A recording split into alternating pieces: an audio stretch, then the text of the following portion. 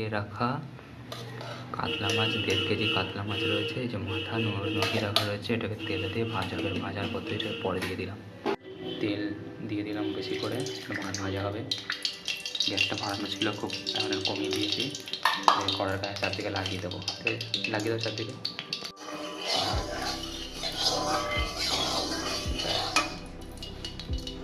গ্যাসটা একটু বাড়িয়ে দেওয়া হচ্ছে, এটাকে এতে তাড়াতাড়ি গরম হয়ে যায়।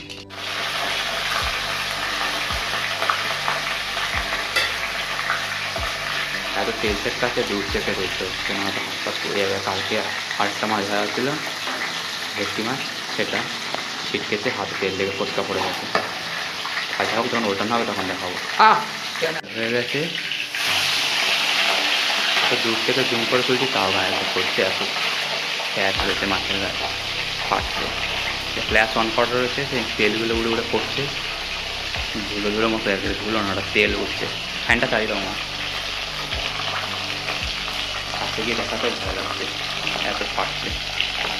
ফ্যানটা চালিয়ে দাও, তাহলে তেলগুলো বেরিয়ে যাবে। এক্সস্ট ফ্যানটা এই যে উড়ে যাচ্ছে, এই যে চালানোর সঙ্গে সঙ্গে তেলের গুঁড়োগুলো কমে গেল, আছে কিন্তু কম। আলাদা আলাদা ছিল, কিন্তু ভাজার সময় জুড়ে গেছে মাছগুলো।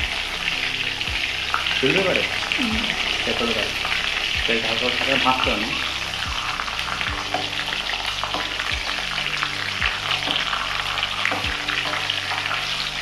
গ্যাসটা কমে দেওয়া, তার তেলটা গরম হলে পরে বড় করে গ্যাসটা কমে দাও। এখন তেল তেলটা